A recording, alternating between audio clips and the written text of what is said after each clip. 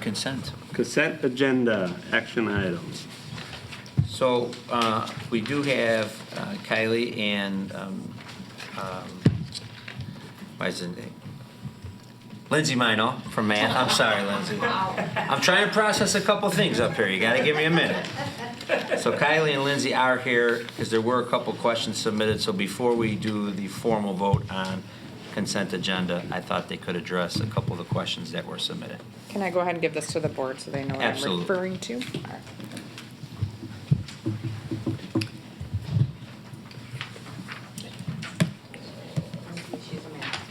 Lindsay is our instructional coach for the math department and a math teacher.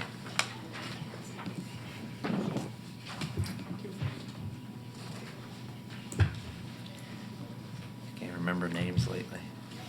You're lucky you remembered mine. That's going to come Trouble. back to haunt you, I think, probably. Yeah, that's gonna bite you later. I know it will. All right, Kylie, go ahead. You can lead this how you want. Okay, so there weren't any new questions submitted on the proposed new courses for the 2020-2021 curriculum guide. But when I was here last time, there were a couple of questions about understanding the whole STEM math college algebra piece. So Lindsay put together a document that I will let her explain to you that gives you kind of an idea of which students would be going into each of those classes, so you can tell what that differential is, so that hopefully we don't have any additional questions.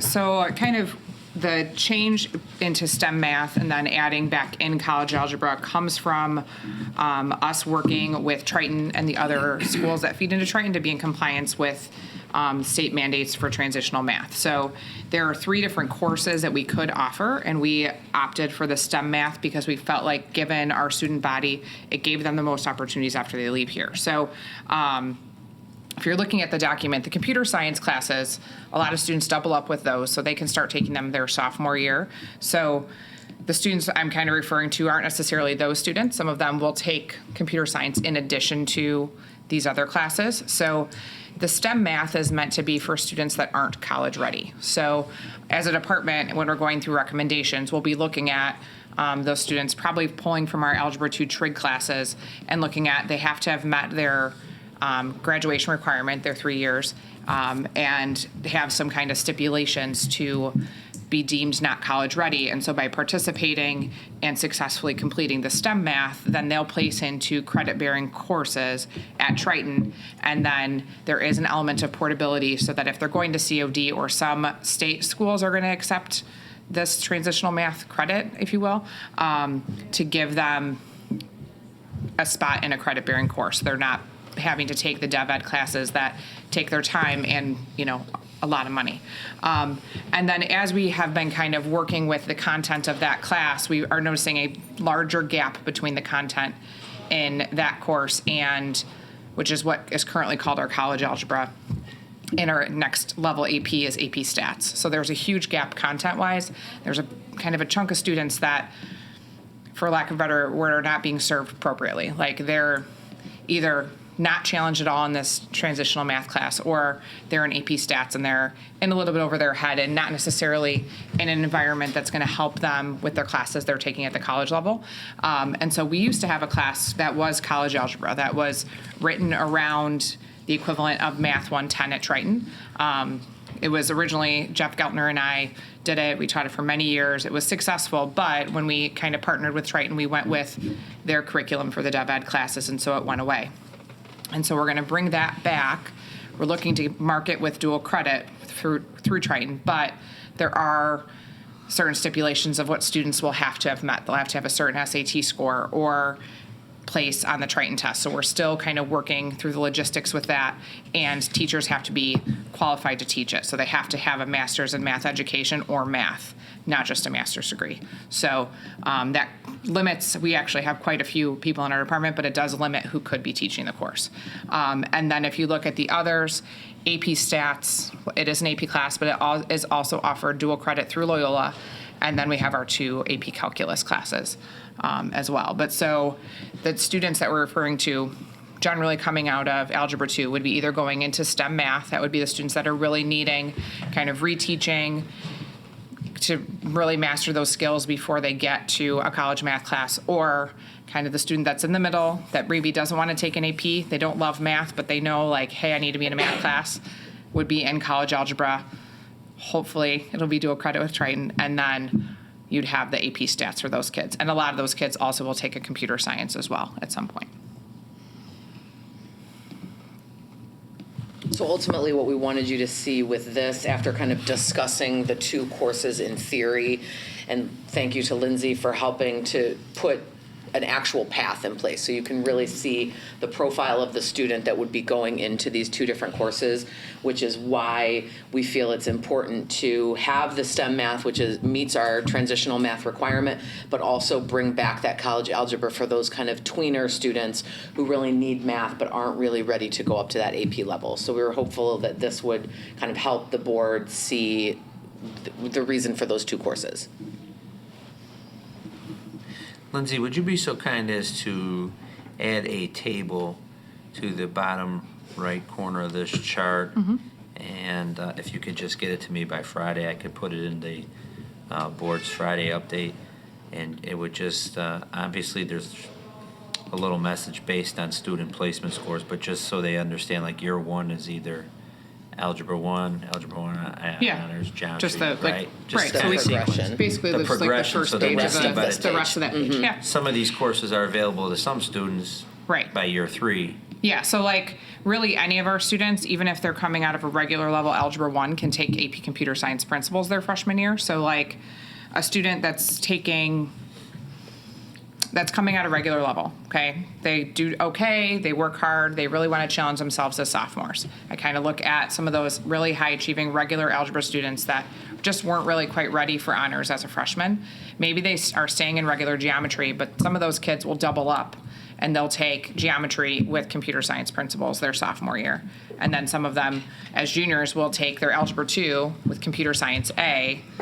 So if they're doing dual credit or they pass those exams, they're already sitting at, 2 sets of college credits for computer science. And then those students that are like really high achieving in that regular track would take an AP stats. But we have students that take AP calculus, like- A, B, and BC as their third and fourth year. Yeah, because so they we have came in students as, that start in geometry honors- as a freshman, right? as honors geometry as freshmen, that Right. there's a second test to qualify that, and then go pre-calc, AB, BC. Yeah, even if you just put something that says Yeah. year one and then the 2 or 3 choices Absolutely. they can take based on their place, so then they can kind of align this with the top. Yep. That would be helpful for them. Yeah, for sure. And I'll resend it out. Is that Perfect. okay with the board? It's good. So I noticed there was a question in your list about class size. And do we want to add that as a separate discussion? Yeah, I or- think, so with the question that was submitted, Kylie, I responded to that board member and said that Kylie is coming back to present at the October Cow. Can't get enough of me. Yeah, I know, right? You're looking all kinds. At that I'll watch from October home Cow, on she's that going to day. have a detailed report of the courses that have been offered, and I think aligned with the question about being offered but not running. And I think that would also bring up the class size. Okay. Yeah, thing. and I just wanted to add too, because there's so many that, of our board members who haven't had the history of the Yeah. class size issue. When the policy was set at 20, that's because there had been a plethora of classes with 9 students, 12 students, and it's just costly. So the policy was a general rule 20, minimum of 20. However, any class where there were less than 20 could be brought to the board. It wasn't fixed. And so the board every year has entertained a list of classes that where there were students less than 20. And actually, one year we had about 8 in one of these these AP calculuses, A or B, and that was approved because it was necessary to go on. It was a unique situation. So the 20 is not, just, for historical sense, the 20 is not a hard and fast rule. It's just a mechanism for the board to make sure we're not running many classes under 20. If that gives a little context to that class size. Is that how- Course fees, were there any questions on course fees? Course fees. So how often do we look at that? Every year. Every year? Yeah, we look every year. Specifically because, we do get from time to time, which some of these course fees included books that change cost, or, like the lifeguard training one, the masks went up. So we ask the instructional coaches to meet with their people every year to really make sure, yes, we're charging what we should be charging for these courses, and, we're not undercutting our fees, or not, going too overboard. So it's a yearly process for us. I did notice that some went down. Yes, We and run typically, these cost neutral, right? This is strictly like, if you're in lifeguarding, you're getting the mask, yes, this and this. yes, yeah, you're paying for what you get. Yes, Okay. yes.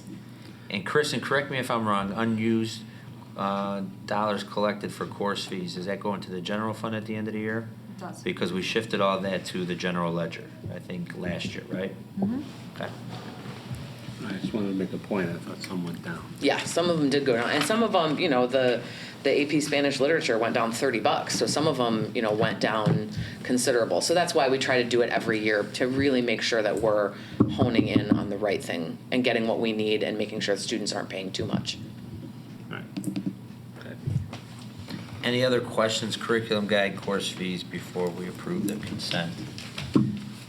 I think Kylie, that addressed all the stuff that was submitted that I sent you from the board, correct? Yes, with the exception of that one request that I'll bring back with me next time with my goals. Right, and Laura, I would ask that you revisit the comment again about the class size, because I think the person that asked, Deanna asked that question, she couldn't make it tonight. Okay, and before we vote on the consent, I noticed there was another question on a detail on the minutes. I spoke to the board member this morning, they did not want any change to the minutes, they were just Okay. asking for clarification on Mary Ann's process.